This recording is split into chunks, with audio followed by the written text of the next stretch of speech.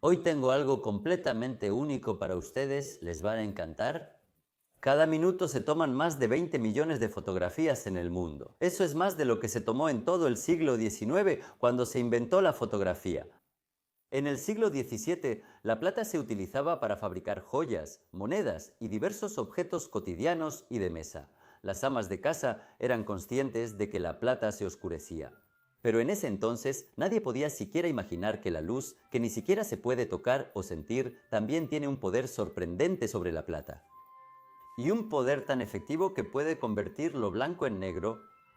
Y así, en 1725, el físico alemán Johann Heinrich Schulze, mientras intentaba inventar una sustancia luminosa, mezcló por accidente tiza y ácido en el que se había disuelto un poco de plata. Y después de un tiempo, se sorprendió al descubrir que la parte de la mezcla que estaba expuesta a la luz se oscureció, mientras que la parte que permanecía en la sombra no cambió de color. Realizó más experimentos y comprendió que el oscurecimiento de la mezcla se debía a la presencia de plata. Así se realizó un hallazgo que, 3 siglos más tarde, se volvería una auténtica obsesión para miles de millones de personas. En 1826, al francés Nicéphore Niepce, quien hasta hoy es considerado el inventor de la fotografía, se le ocurrió una idea genial. Mezcló plata con betún, el mismo material con el que ahora se hace el asfalto, y aplicó la mezcla sobre una placa de estaño. Colocó la placa en una cámara oscura que en ese entonces usaban los pintores. La luz, al pasar por los orificios e interactuar con la plata en la mezcla, desencadenaba una reacción química. Cuanto más claro era el lugar, cuanto más intensamente le daba la luz, más fuerte era la reacción y más profundamente corroía la placa de estaño. La primera fotografía del mundo fue tomada con el invento usando una cámara oscura que él construyó en su propia casa, justo frente a la ventana. Este cuadro se titula Vista desde la ventana en Legras. Se requirieron 8 horas para que la laca de betún penetrara adecuadamente en las áreas expuestas de la placa de estaño. Eso fue exactamente lo que duró el proceso de captura o exposición de la primera fotografía del mundo. Como pueden ver, la imagen es muy tosca, sin semitonos, casi primitiva. Hoy nos causa gracia ver una foto de tan baja calidad, pero en ese tiempo fue un gran progreso. Y el invento de inmediato empezó a comentarse en los círculos científicos y de investigación. Sin embargo, el prolongado tiempo de exposición limitaba esta tecnología a fotografiar solo objetos totalmente inmóviles, como edificios o paisajes. No era posible fotografiar árboles así, ya que siempre se movían y se volvían manchas borrosas. Niepce viajó a Londres e intentó interesar a la comunidad científica, pero fue en vano. Y, finalmente, su invento llamó la atención del científico francés Louis Daguerre. Firmaron un acuerdo y trabajaron juntos en el proyecto. Desafortunadamente, en 1833, Niepce murió habiendo gastado toda su fortuna en la investigación y Daguerre continuó su trabajo solo. Y pasarán todavía 13 años más, pueden imaginarlo, cuando en 1839 Daguerre hace el siguiente descubrimiento. Él aplicó una mezcla de plata y mercurio sobre una placa de cobre que al solidificarse formaba una especie de espejo de amalgama. Tras la exposición, una imagen se mostraba positiva desde un ángulo y negativa desde otro. Poco después la llamaron el espejo de la vida. Pero lo más importante es que finalmente ideó cómo fijar el efecto, para que la exposición posterior a la luz no destruyera la imagen. Para esto, justo después de obtener la impresión, la untaba con una solución salina que neutralizaba las partículas de plata en la amalgama. La luz ya no afectaba la imagen, quedando fijada permanentemente. Es cierto que la imagen obtenida en una placa así siempre era única, pero era fantásticamente detallada e increíblemente realista. Daguerre llamó a su método daguerrotipo. Daguerre anunció su invento el 7 de enero de 1839 en una reunión de la Academia de Ciencias de París. Esta fecha se considera el día en que se inventó la fotografía. El invento provocó un gran entusiasmo. El físico francés François Arago vio un gran beneficio científico en la tecnología y propuso que el gobierno francés la adquiriera. Así es como Francia compra la tecnología y la pone a disposición del mundo entero de forma gratuita. Poco después, Daguerre logró fotografiar a una persona por primera vez en la historia, aunque fue por accidente. Observen esta foto. Se aprecia la calle y la silueta solitaria de una persona, pero lo curioso es que Daguerre originalmente fotografiaba una calle muy transitada, repleta de gente. La fotografía estuvo expuesta por 10 minutos y todos los peatones simplemente desaparecieron. Solo una persona permaneció inmóvil mientras le lustraban los zapatos. Así surgió la primera fotografía en el mundo con una persona. ¿La están viendo ahora mismo?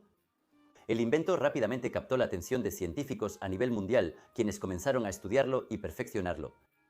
Los daguerrotipos se hicieron tan populares que, en solo 5 años, para mediados de la década de 1840, reemplazaron completamente a los pintores de miniaturas de retratos. ¿Para qué gastar tanto, posar una semana, esperar otro mes y arriesgarse? Obtener un resultado que está muy lejos del original, cuando puedes conseguir tu copia exacta, aunque sea en blanco y negro, en solo un par de días y con solo media hora sentado en una pose fija. Para la gente de aquellos tiempos, los daguerrotipos eran asombrosos, casi mágicos. Se volvió una verdadera obsesión encargar y ver minicopias de uno mismo o de un miembro de la familia, como si estuvieran congelados en cera y fueran completamente indistinguibles del original, en los más mínimos detalles. El increíble nivel de detalle en los daguerrotipos generó desconfianza. La gente creía que era el trabajo de grabadores artificiales que pretendían ser una novedad. Se armaban con lupas con la esperanza de ver los más pequeños arañazos del grabador y desenmascarar a los charlatanes, pero no encontraban nada. Así se veía la cámara para daguerrotipos vista muchas veces en películas antiguas. Era un aparato bastante pesado, pero se podía transportar sin problemas. Aquí se organizó la producción de estas cámaras. Fotógrafos aficionados y reporteros viajaron por todo el mundo, capturando por primera vez los lugares más remotos de nuestro planeta. Las cámaras para daguerrotipos se fabricaban a mano, ajustando su tamaño al de la futura fotografía. La placa colocada en la cámara era la foto final. El tamaño no podía ser ni muy grande por el costo y tamaño de la cámara, ni muy pequeño porque no se distinguirían los detalles. En Europa, el estándar más común se volvió de 16 por 12 centímetros. Y para la década de 1850, los daguerrotipos ya representaban una competencia seria para la pintura, que hasta ese momento tenía el monopolio de cualquier imagen de personas o de la naturaleza. Tan solo en París, en 1849, se vendieron más de 500.000 de placas de cobre para daguerrotipos, y en ese entonces París y sus alrededores tenían una población de apenas 2 millones de personas. Pero, desafortunadamente, el daguerrotipo tenía una gran desventaja, y era el tiempo de exposición. Los daguerrotipos eran muy poco sensibles a la luz, por lo que el tiempo de exposición era mayor mientras menos luz hubiera alrededor. No se podía ni pensar en tomar fotos nocturnas. La única fuente de luz lo suficientemente brillante para los daguerrotipos era el sol. Incluso durante el día, el tiempo de exposición variaba entre 15 y 30 minutos, por eso solo se podían fotografiar objetos totalmente inmóviles.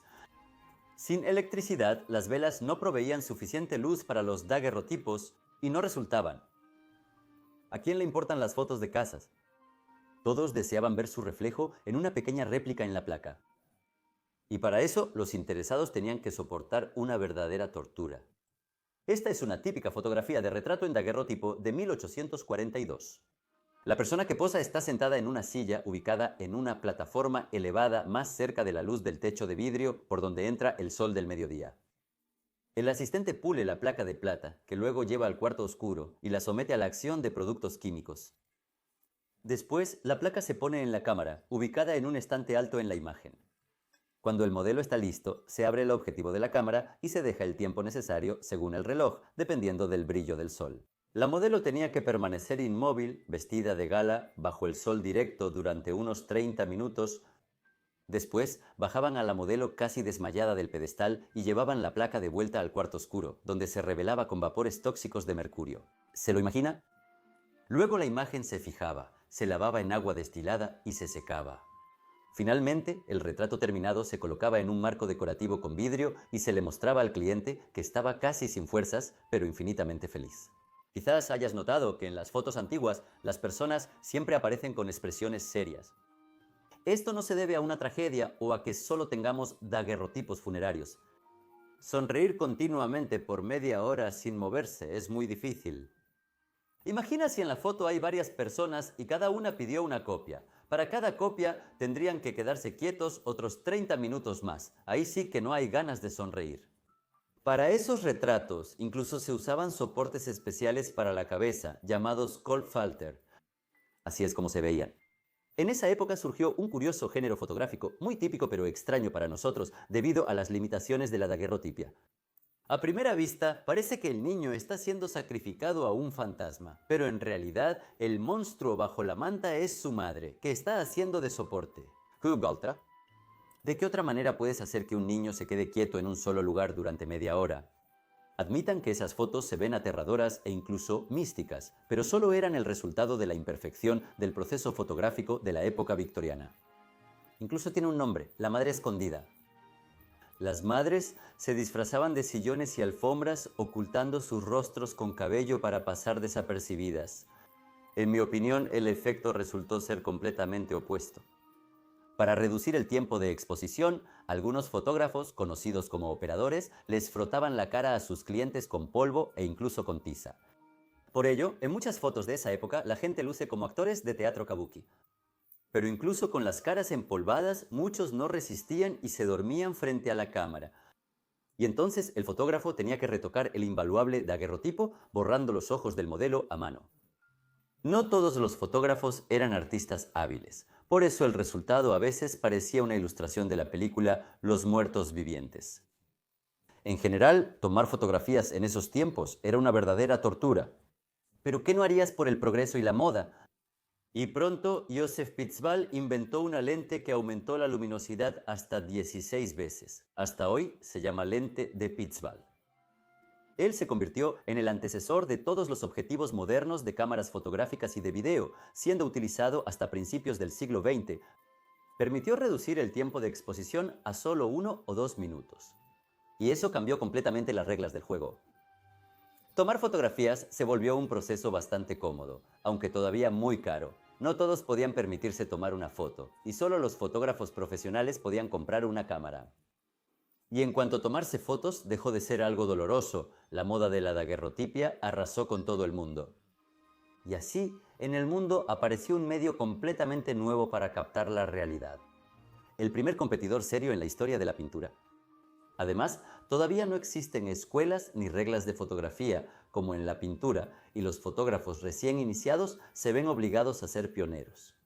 Nada frena su imaginación. Los maestros del arte desprecian al daguerrotipo, considerándolo solo un oficio curioso.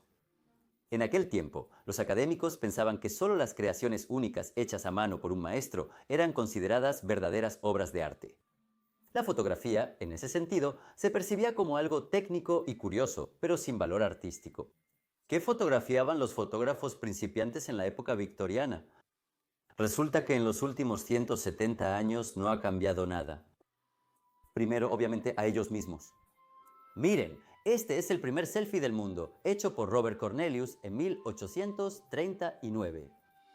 Cuando los fotógrafos, todos hombres en ese entonces, comenzaron a fotografiarse a sí mismos, también empezaron a fotografiar mujeres. Este es el primer retrato femenino de la historia, Dorothy Catherine Draper, capturado por su hermano John Draper en 1840. Este daguerrotipo fue capturado en un día soleado y brillante, estableciendo un récord para su época. Lograron reducir su tiempo de exposición a solo 1 minuto. Los fotógrafos también intentaron capturar la naturaleza y la arquitectura, pero no puedes hacer que los árboles se queden quietos ni detener las olas durante 10 minutos. Por eso, debido a sus limitaciones, la daguerrotipia se desarrolló principalmente en la fotografía de retrato de estudio. Y por supuesto, gatitos y perritos. La fotografía es inconcebible sin ellos, ¿concuerdan? Los artistas se volvieron la principal categoría de fotógrafos y consumidores de fotografía.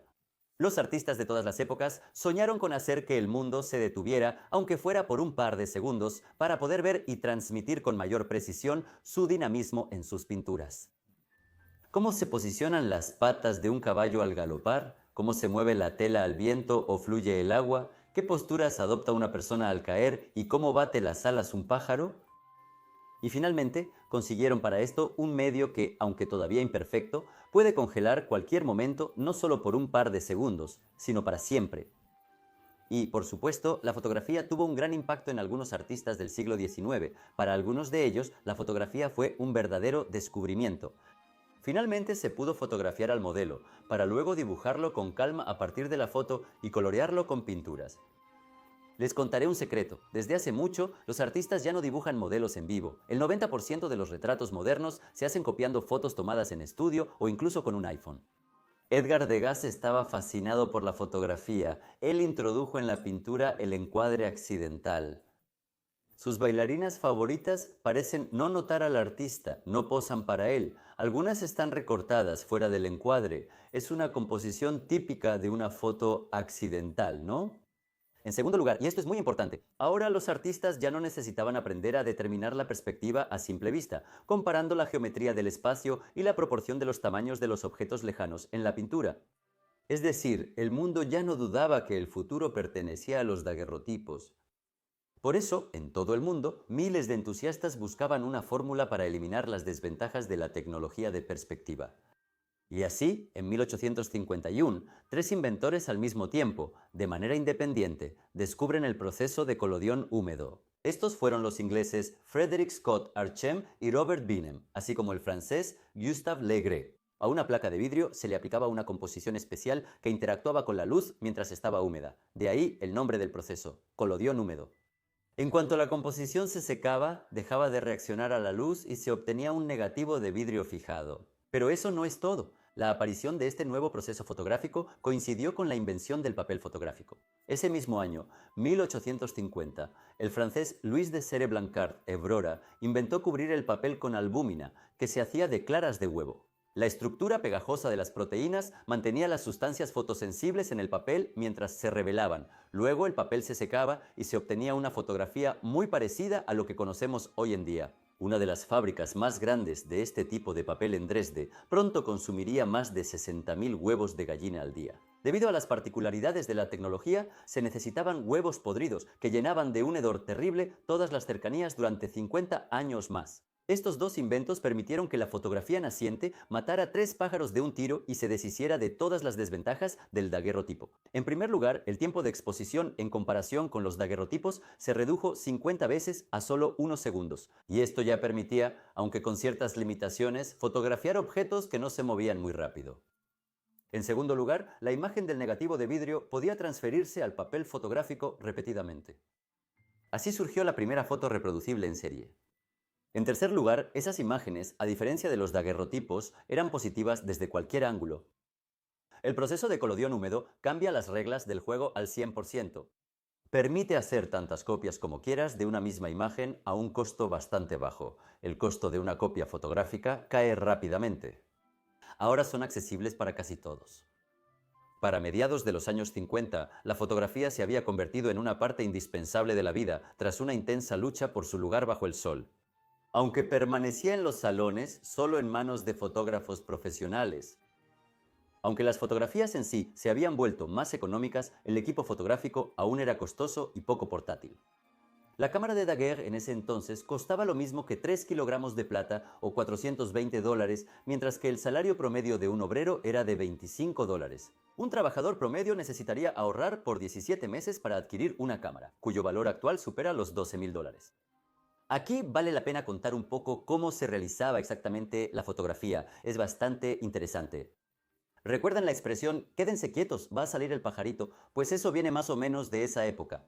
Después de terminar la composición y preparar la cámara, el fotógrafo metía la cabeza bajo una tela negra que no dejaba pasar la luz para fijar visualmente el encuadre. Después, informaba a los modelos sobre la foto, mencionando que aparecería ese pajarito. El fotógrafo quitaba la tapa del objetivo y esperaba unos segundos. Luego, la tapa se volvía a colocar manualmente en su lugar. Y todo el grupo rezaba para que la mano del fotógrafo no temblara. Si se tardaba un segundo, la foto salía sobreexpuesta. Si no esperaba lo suficiente, la foto quedaba muy oscura.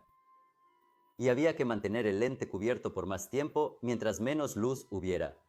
¿Cómo se podía determinar la intensidad de la luz ambiental a simple vista en una época donde no existían instrumentos para eso? Además, el sol brilla diferente cada día, por lo que era fácil equivocarse. Por eso, los fotógrafos profesionales desarrollaban con el tiempo una especie de cronómetro interno y buen ojo. Sin embargo, también había personajes ingeniosos. Por ejemplo, el famoso fotógrafo Oscar Rejlander usaba a su gato para esto. Miraba sus ojos y, según la dilatación de las pupilas, determinaba la intensidad de la luz. Muy ingenioso, ¿verdad? Algunos fotógrafos viajan a diferentes países y se dedican a capturar los lugares y monumentos más famosos. Un fotógrafo, Félix Viatón, tuvo la idea de no llevar las fotos de regreso a Europa, sino imprimirlas y venderlas ahí mismo a los turistas que llegaban. Así nacen las primeras postales fotográficas. Al volver, recopila las fotos y las publica como libro. Así surgen los primeros álbumes fotográficos y las primeras fotos de reportaje. En 1855 está en curso la Guerra de Crimea y por primera vez el público europeo pudo ver con sus propios ojos los horrores de la guerra. Debido a la larga exposición y el tamaño de los aparatos, aún no se capturan fotografías de combates en sí, solo sus consecuencias, como en la famosa fotografía de O.S. Sullivan, La cosecha de la muerte. Es curioso que en algunas famosas fotografías de guerra, los historiadores han encontrado rastros de manipulación de la escena para darle mayor expresividad. En la foto de Gardner de la casa del francotirador rebelde, se movieron el cuerpo y el rifle, mientras que en la foto del Valle de la Sombra de la muerte de Fenton se reubicaron las balas de cañón. Estamos muy familiarizados con los nietos y bisnietos de estas correcciones, que aún eran bastante inocentes. Ahora los llamaríamos falsificaciones. Bueno, y en cuanto a la fotografía como arte, aquí también les contaré sobre algunos momentos sumamente curiosos. En 1856, el sueco Oscar Reilander hizo una impresión combinada única a partir de 30 negativos retocados diferentes. En resumen, cortó los negativos, los unió en un collage y fotografió el resultado. Esta fotografía alegórica se hizo ampliamente conocida de inmediato, y después de la exposición en Manchester, la reina Victoria compró la fotografía de Reilander para la colección del príncipe Alberto. La labor de Reilander fue continuada por el talentoso artista y fotógrafo Henry Pitch Robinson, quien se hizo famoso gracias a su imagen combinada, La que se va, hecha a partir de 5 negativos. En esta fotografía artística se capturó a una niña moribunda en una silla, junto a la cual están de pie, con tristeza, su hermana y su madre, mientras que el padre mira por la ventana abierta. La imagen La que se va fue criticada por distorsionar la verdad, pero aún así se hizo ampliamente conocida. Y fue entonces cuando la corte real inglesa la adquirió, y el príncipe heredero incluso le dio a Robinson un pedido permanente de una copia de cualquier fotografía similar. Precisamente esta imagen es considerada el primer ejemplo de fotomontaje, solo que no se hizo en Photoshop, sino con tijeras, pegamento y el loable deseo de crear algo nuevo. Estos fotomontajes se volvieron enormemente populares, pero lo más importante es que ya no eran simplemente una impresión técnica de la realidad. El propio autor aportaba su mano, su fantasía y su imaginación para crear la imagen final. Esto ya semejaba arte. Y para 1862, la Academia Francesa reconoce la fotografía como una nueva forma de arte. A pesar de los logros, la fotografía aún permanece mayormente encerrada en los talleres. Las placas en el proceso de colodión húmedo no se podían secar, se agrietaban y se despegaban de inmediato, así que había que imprimir las fotografías del negativo rápidamente antes de que se secaran. Y así continúa durante 10 años más, hasta 1871, cuando el médico inglés Richard Maddox inventa un líquido que, al cubrir las placas de vidrio, se puede reemplazar por gelatina. Y así aparece el antecesor directo de ese rollo fotográfico que se usó hasta hace no mucho tiempo, hasta que fue reemplazado por la fotografía digital. La aparición de las placas de gelatina permitió prepararlas de antemano y luego llevarlas consigo. No perdían sus propiedades durante mucho tiempo. Y este formato resultó ser muy conveniente. Ahora se podían preparar varias placas de gelatina, tomar 2, 3 o 4 tomas de la misma escena y luego elegir la más exitosa. Hoy en día, una foto es gratis gracias a la automatización. Sin embargo, en ese entonces una foto costaba alrededor de $4. Imagínate si por cada foto que tomas con tu teléfono te cobraran en promedio $4. Mira cuántas fotos tienes en tu teléfono y multiplica ese número por 4. Me salió $170.000 lo que habría pagado por ellas en los años 50 del siglo XIX.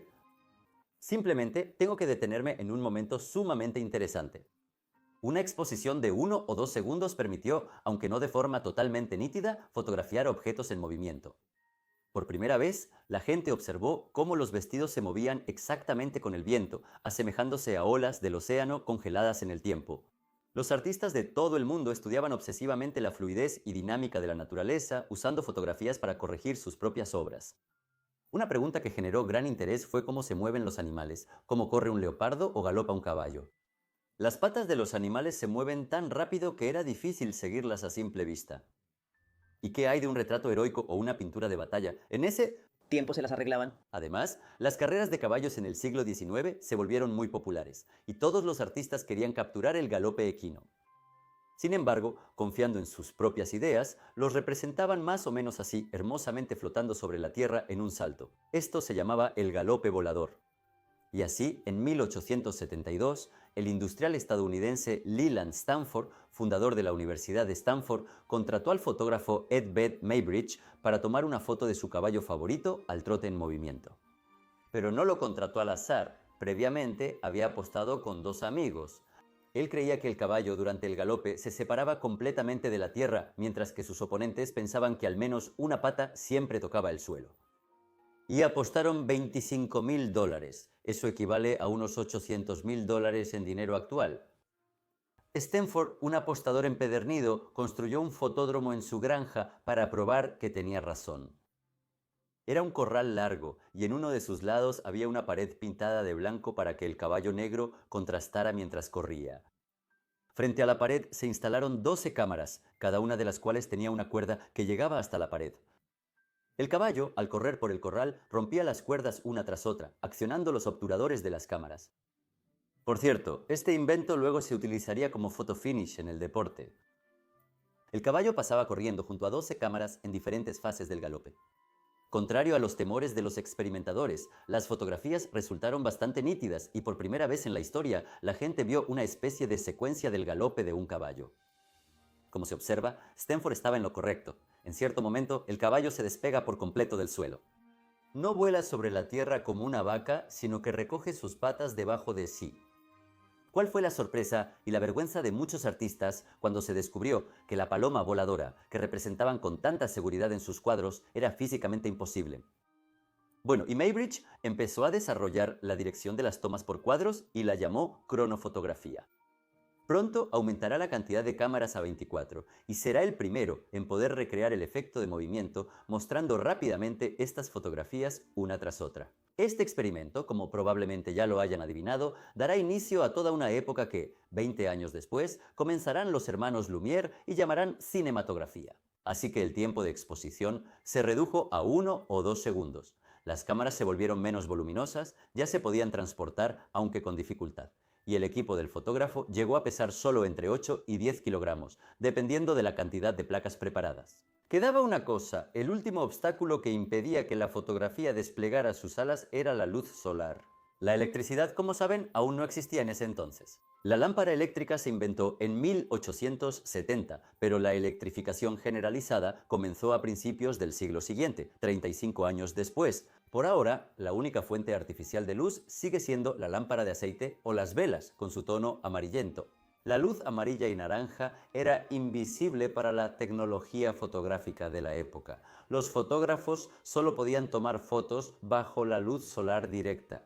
Y pasarán 16 años más hasta que, en 1887, se realicen dos inventos a la vez, los cuales llevarán a la fotografía a la forma en que existirá durante más de un siglo. En primer lugar, se inventó una mezcla de polvo de magnesio con sal de Berthollet, que al quemarse producía un destello de luz blanca muy parecida a la luz del día.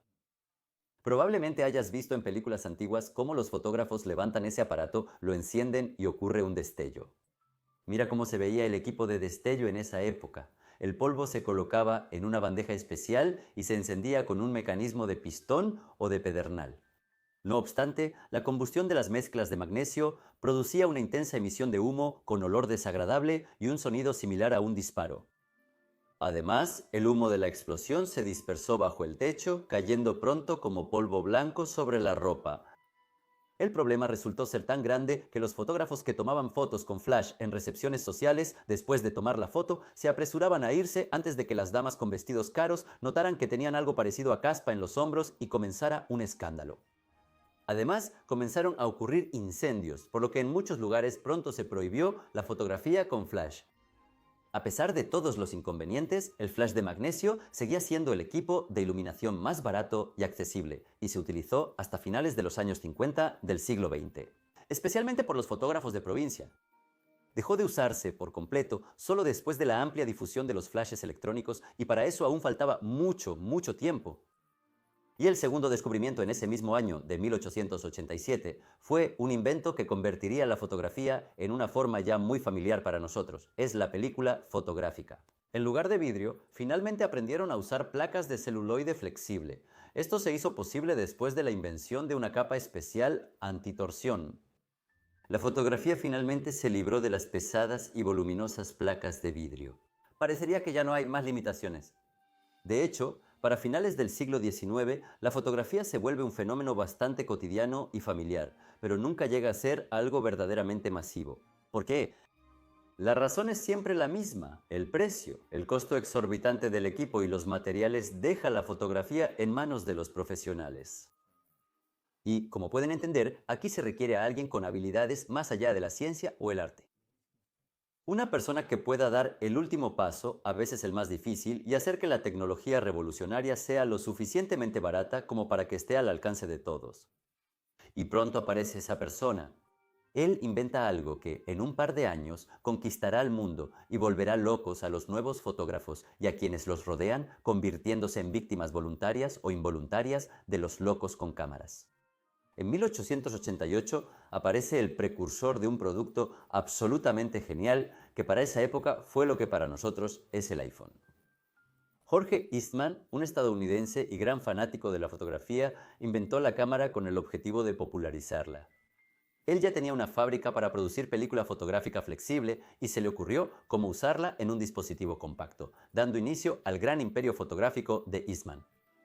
Ahora esto les parecerá tan obvio que incluso se sorprenderán de que a nadie se le hubiera ocurrido antes que a Eastman. Pero todo lo genial es simple. Así que, en 1879, el empleado bancario Jorge Eastman desarrolló una máquina para aplicar una emulsión fotográfica seca de gelatina y plata sobre placas de vidrio. Fundó una empresa para fabricar esas placas. En aquel entonces no existía la película fotográfica. Cada placa se cargaba individualmente en la cámara y su tamaño correspondía exactamente al de la futura fotografía. La placa era la fotografía misma. Eastman concibió algo inusual, crear una cámara fotográfica que ya tuviera la película cargada, para que la gente no tuviera que lidiar con el proceso extremadamente complicado de preparar la cámara. Y así, en 1888, Eastman lanza su creación. Miren qué diseño tan simple, pero absolutamente genial. En el cuerpo se colocaron verticalmente dos carretes para la película. El fotógrafo solo debía quitar la tapa del objetivo, esperar 2 segundos, volver a ponerla y girar la película con la llave superior para la siguiente toma. Son solo 3 acciones que hasta un niño puede hacer. La construcción de esta cámara es casi primitiva, sin embargo, debido a su sencillez de manejo, se convertirá en un gran éxito y la estrella de finales del siglo XIX. Su nueva y muy arriesgada cámara fotográfica, Eastman la llamó Kodak, y pronto ese nombre convertirá su empresa en una leyenda. El primer Kodak venía con película para 100 fotografías. La cámara con película costaba $25, equivalente a unos $670 actuales. Comparado con los 12.000, es un gran avance, ¿no crees? Además, cualquiera podía usar la cámara, incluso sin habilidades fotográficas. No se necesitaban placas, ni transportarlas, insertarlas o revelarlas. Solo comprabas un Kodak y tomabas fotos. Eastman creó la primera cámara fotográfica para aficionados. Claro, el precio seguía siendo bastante alto, pero en el mundo había suficientes entusiastas como para que el primer modelo de Kodak se vendiera como pan caliente.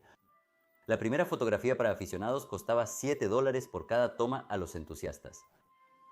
Pero lo verdaderamente valioso era la experiencia en sí, totalmente novedosa y apasionante, una vivencia al alcance de cualquiera con ojos y dedos. ¿Cuánta gente leía los diarios y veía los escaparates con el Kodak? Soñando con sostener esa maravilla tecnológica, o al menos tomar un par de fotos por sí mismos, crear en segundos una minicopia de la realidad con sus propias manos. Los dueños de la cámara se volvieron publicidad ambulante y objeto de envidia de chicos, hombres y a menudo también de mujeres. A pesar de su popularidad, el precio de $25 era muy alto, equivalente al salario mensual promedio de un obrero en aquellos tiempos. Ese precio solo era accesible para la clase media, no podía hablarse de popularidad masiva. Además, el rollo de fotos tenía que enviarse a la fábrica para que lo revelaran y sacaran las fotos. Desde el envío hasta la recepción de las fotos terminadas, a veces transcurrían semanas o meses, especialmente si el fotógrafo se encontraba lejos de la fábrica más próxima. Pero la pasión y el sueño de Eastman seguían siendo hacer la fotografía accesible para todos. Y durante 10 años, Eastman trabajó para hacer la cámara aún más asequible. Y así, en 1900, Eastman logra su objetivo y lanza un nuevo modelo legendario de cámara fotográfica. Esta cámara usaba un rollo de película para 6 fotos. Se vendía por $1 o $27 actuales. En precios actuales, el rollo de película se vendía individualmente por 15 centavos. Imagínate, una persona trabajó durante 12 años para reducir el costo de su propio invento 25 veces y hacerlo accesible para todos. Y eso determinó tanto el destino de la fotografía como el destino del propio Eastman, quien pronto se convertiría en una de las personas más ricas e influyentes del mundo. Una especie de Steve Jobs y Henry Ford de su época. La serie de cámaras Brownie se produjo hasta 1970, durante 70 años completos. La portabilidad del códec permite tomar fotos en la calle y cada neófito empieza a fotografiar todo lo que ve como loco. La fotografía callejera de desconocidos se ha vuelto el pasatiempo más popular entre los nuevos fotógrafos. Y esto molesta mucho a la sociedad. De hecho, es en este momento cuando la humanidad comienza a pensar por primera vez en las reglas de la privacidad. A nadie le gusta cuando alguien de repente invade tu espacio y te toma fotos hurgándote la nariz, con las piernas abiertas en la playa o paseando con tu amante. Las pasiones están al rojo vivo. Para ilustrar lo ingenioso y compacto que era el códec, les contaré una anécdota curiosa que pasó a la historia como la creación de la cámara fotográfica más grande del mundo. Ese mismo año en que apareció el códec Brownie, una empresa de transporte de Estados Unidos, Chicago y Alton Railway lanzó una nueva locomotora. Para promocionarlo magníficamente, planearon tomar una foto gigante. Ahora, con un negativo de 35 milímetros, podemos imprimir una foto de cualquier tamaño. En ese entonces, para una fotografía grande, se necesitaba una placa grande y, por ende, una cámara grande. Para solucionar el inconveniente, la empresa de transporte contactó a Jorge Lawrence. El fotógrafo era un innovador en su campo, y su estudio era reconocido por crear fotografías increíbles que se consideraban imposibles. La tarea era la siguiente: hacer una fotografía de 8 pies de ancho, aproximadamente 2,5 metros. Al principio, Lawrence propuso fotografiar el tren Pocadrobo, pero esa solución no satisfizo al cliente. Y entonces, Lawrence diseñó una cámara fotográfica completamente única, la más grande jamás creada, incluso hasta el día de hoy. En tan solo unos meses, Lawrence logró diseñar un aparato al que llamó el Mamut. Los periódicos solían llamarlo la Gran Berta. La masa de la cámara era de más de 400 kilogramos y equipada con la placa fotográfica pesaba más de 640 kilogramos. La compañía gastó en este proyecto la increíble cantidad de $5,000 para esa época. Por ese dinero en aquellos tiempos se podía comprar una buena casa de campo. 15 personas fueron requeridas para cargar la cámara fotográfica en la camioneta. El objetivo fue fabricado a pedido por la empresa. La fotografía fue enviada a la exposición de París y causó un verdadero alboroto allí. La gente no creía que fuera posible hacer una fotografía de ese tamaño. Enviaron a un experto de Estados Unidos para verificar la autenticidad de la cámara y tras la confirmación, el fotógrafo y la empresa de transporte se hicieron famosos. El riesgo valió la pena muchas veces. Ahora comparen esta cámara con el Kodak y entenderán qué paso tan importante y sorprendente dio Eastman en cuanto a la portabilidad del equipo fotográfico. El Kodak para esa época se convirtió en un producto verdaderamente histórico y legendario, como el iPhone. En 2008, él abrió el mundo de la fotografía para cualquiera que tuviera $1 en el bolsillo, un poco de imaginación y 2 manos. Esta cámara accesible hizo una verdadera revolución, cuyos frutos disfrutamos con tanto entusiasmo tú y yo. Permitió que casi cualquiera pudiera tomar fotos sin gran preparación. El costo de entrar al mundo de la fotografía ahora era de solo $1 y eso ya estaba al alcance de casi cualquiera. Desde entonces comenzó la historia de una marca legendaria y de un nuevo género en el arte fotográfico, la fotografía amateur. Tomar fotos se volvió una afición masiva. Aparentemente la fórmula del éxito ya se había logrado. ¿Qué más se necesita? Pero permítanme decirles, el mundo no es blanco y negro. Imaginen que la gente de todo el mundo ha visto muchas historias durante 60 años, pero nunca las ha visto a color. Siempre debían imaginar el color de la ropa, el pasto y los edificios. Y nosotros ya sabemos con certeza que la humanidad pronto inventará qué hacer al respecto. La primera fotografía en color estable fue tomada por el fotógrafo Thomas Sutton bajo la dirección del científico e inventor Thomas Maxwell en 1861. Maxwell supuso que hay tres colores primarios que, al mezclarse, pueden producir cualquier color, incluido el blanco. Como sabemos ahora, él estaba en lo correcto. Miren, esta es la primera foto a color del mundo.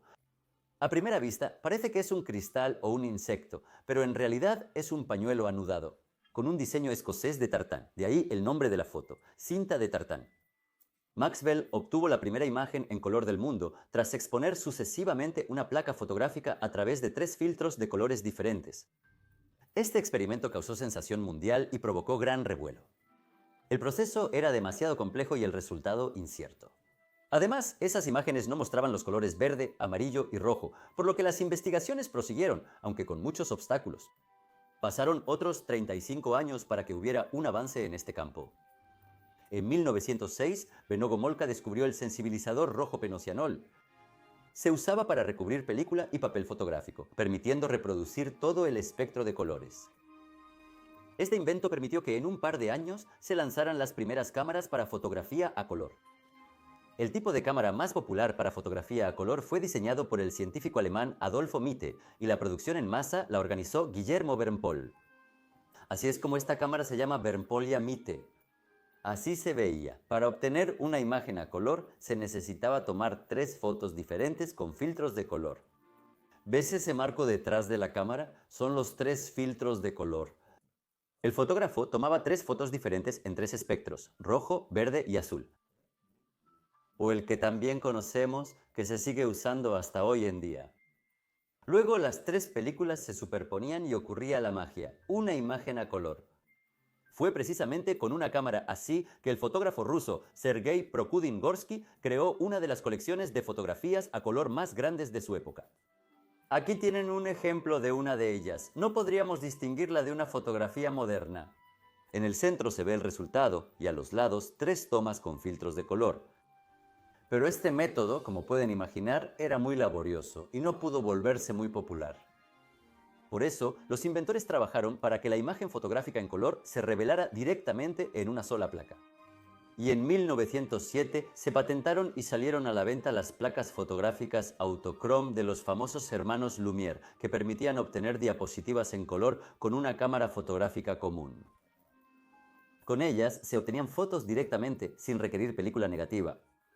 A pesar de la baja resolución y la imposibilidad de reproducción masiva, la fotografía a color se hizo muy popular.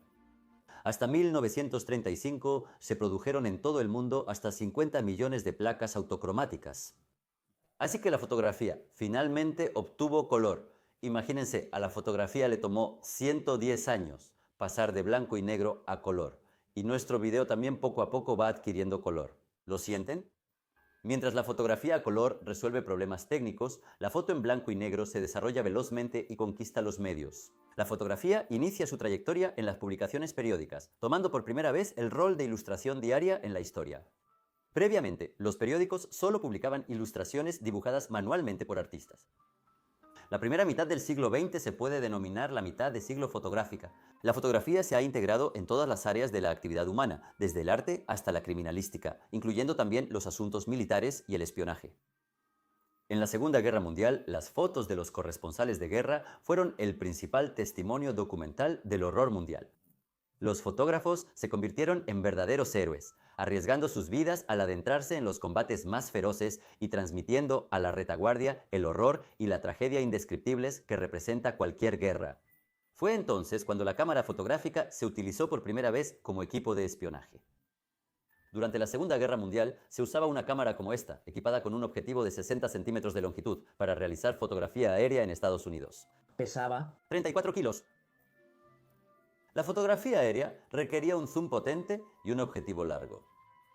Después de la guerra, al inicio de la era digital, Estados Unidos espiaba a la Unión de Repúblicas Socialistas Soviéticas con la ayuda de 20 satélites equipados con cámaras y rollos de película muy grandes, cuya longitud era de 97 kilómetros. No se podían recargar.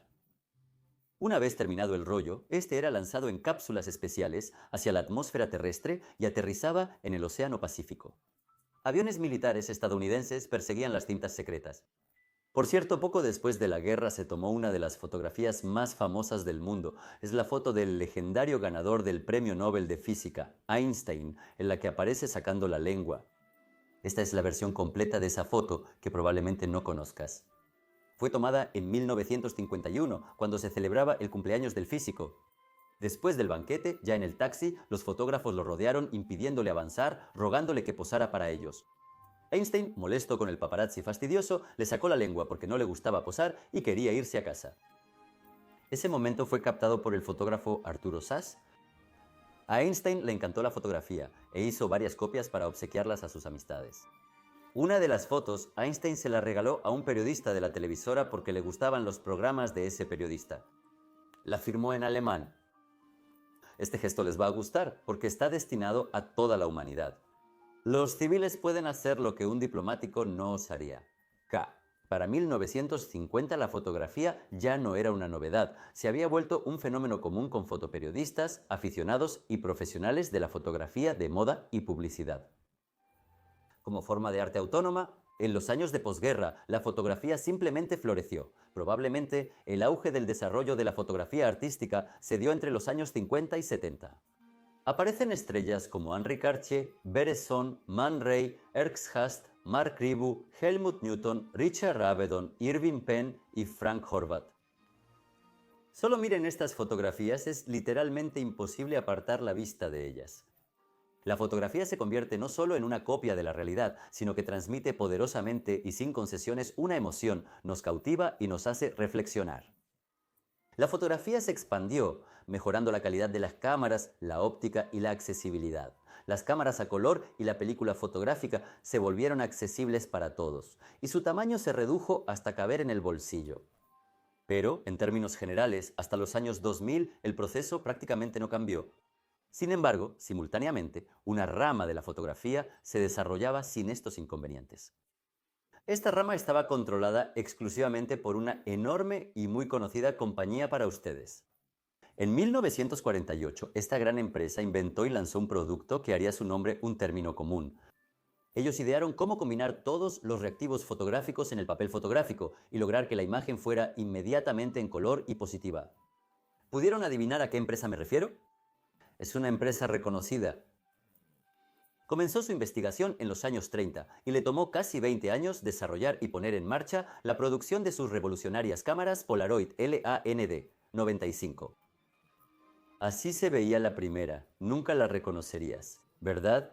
Pero ofrecía una experiencia de fotografía instantánea nunca antes vista, que podías apreciar solo un par de minutos después de presionar el obturador. Esta cámara resultó ser una verdadera sensación, logró patentar su invento y por eso se mantuvo para siempre como el único y monopolista fabricante de cámaras de fotografía instantánea. En 1976 intentó entrar al mercado de la fotografía instantánea, donde la compañía había dominado durante 30 años.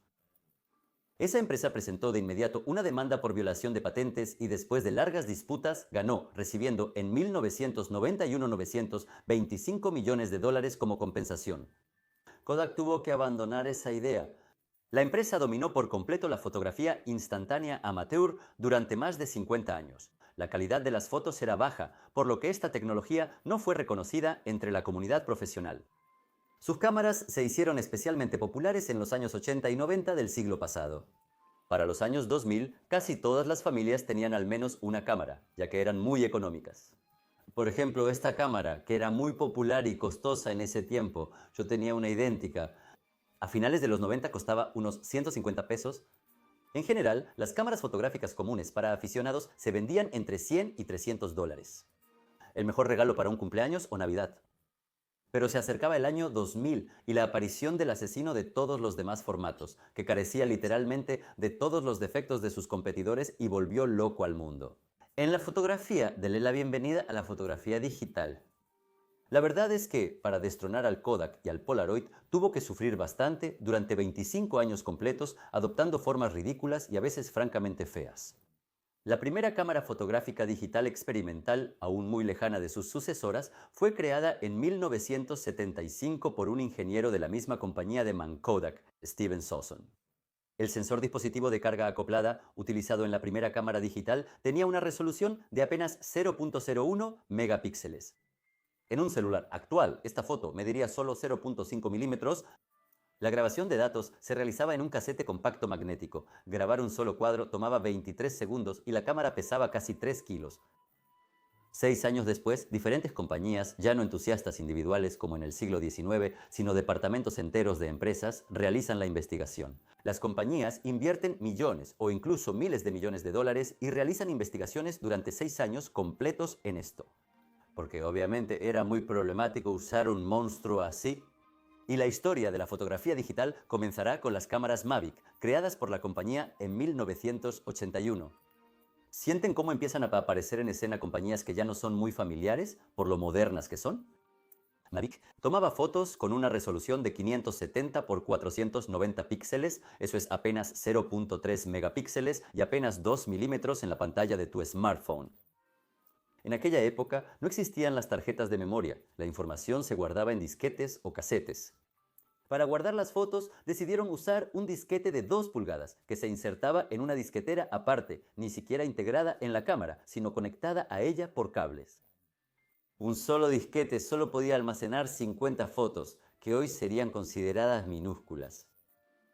Pero pasarán todavía 7 años más antes de que aparezca la primera cámara digital de nivel para consumidores. En 1988 fue la DSUNOP, que la compañía desarrolló en conjunto con otra empresa. Su creación se debió al desarrollo de un nuevo formato de tarjeta de memoria extraíble. ¿La ven en la foto? Este fue el primer prototipo de tarjetas de memoria, tan conocidas por nosotros hoy en día. En una tarjeta así solo cabían 6 fotos. Además, la tarjeta requería una batería adicional que la alimentara de forma continua para evitar que las fotos se borraran. Si la batería se agotaba, las fotos desaparecían de la tarjeta.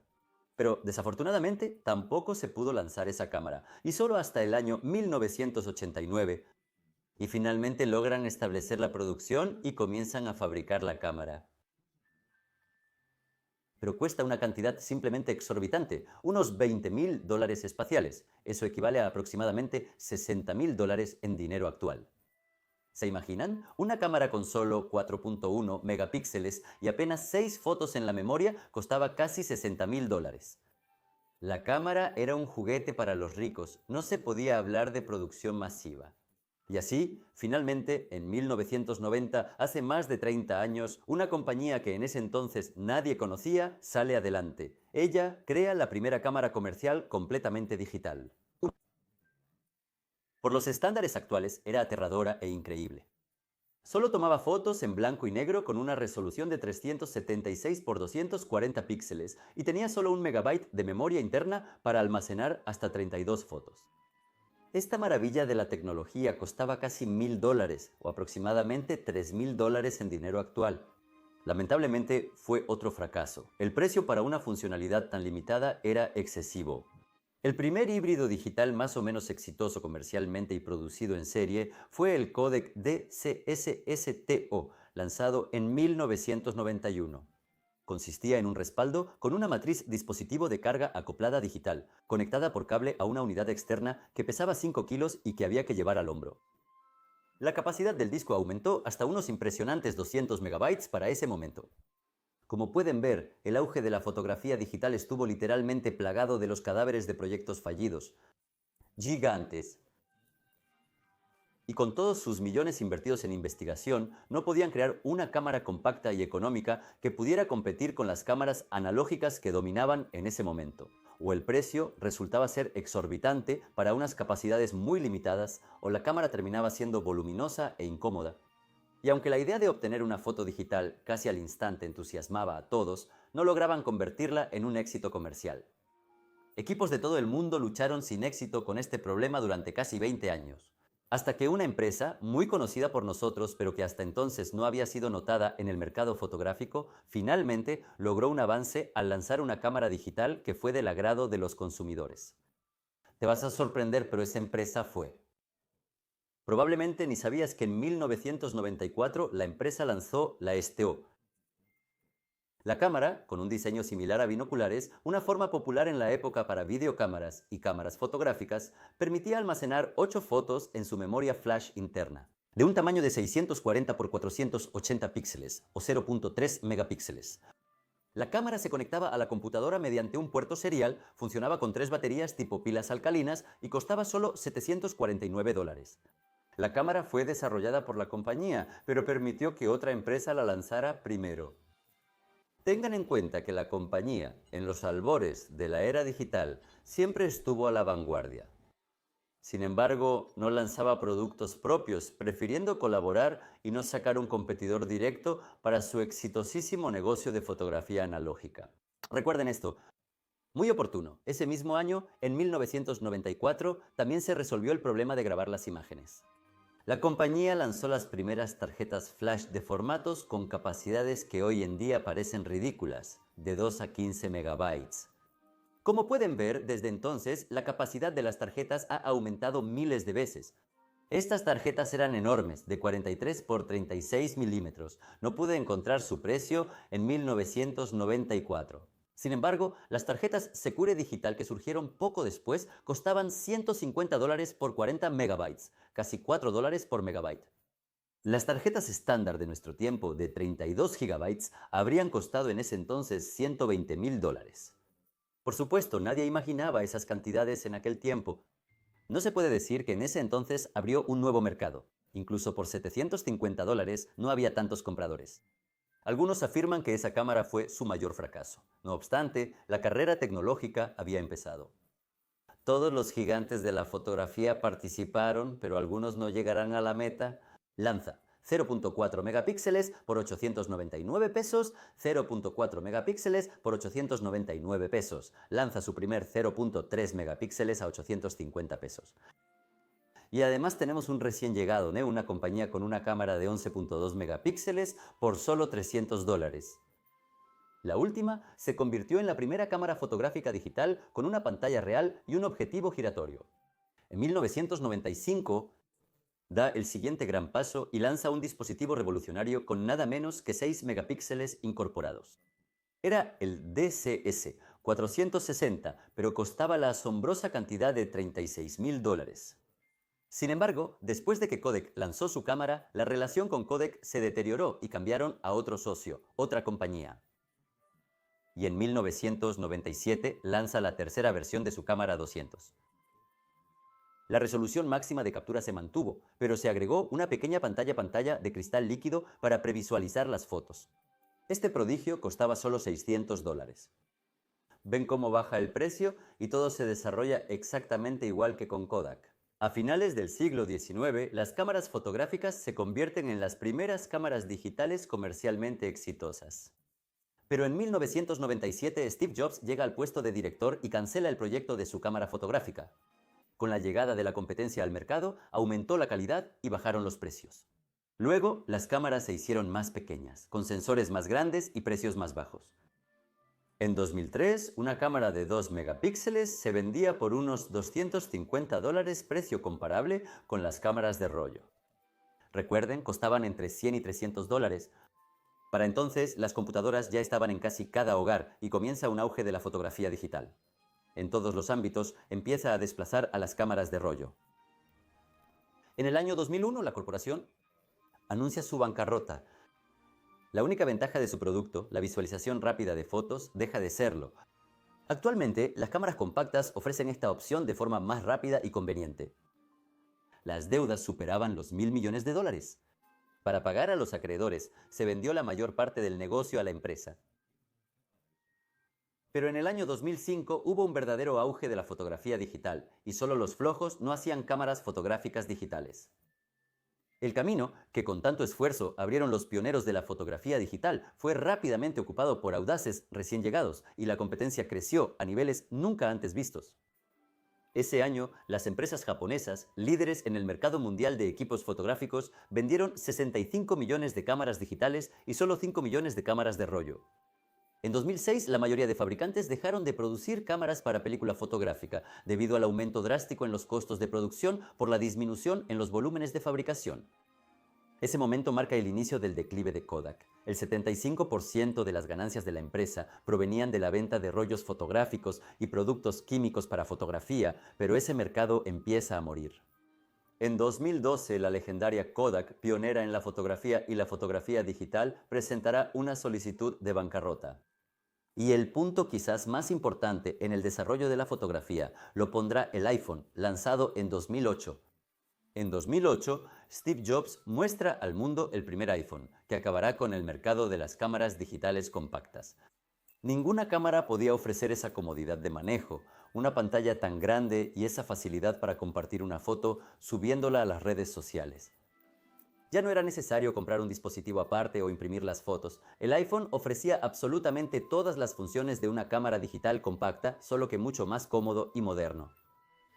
Y el tiempo entre presionar el obturador y mostrar la foto a los amigos en Internet se redujo a unos cuantos segundos, en comparación con días o incluso meses. En el siglo XIX, y después de eso, una enorme cantidad de teléfonos inteligentes en solo unos pocos años enterraron para siempre un negocio que existió y prosperó por más de 110 años. Un experimento casi accidental, en unos 200 años, destrozó cientos de vidas y empresas y se convirtió en una tecnología que controla nuestro teclado y a veces hasta nuestro estado de ánimo. Por favor, suscríbanse a mi canal, denle like a este video y no olviden comentar.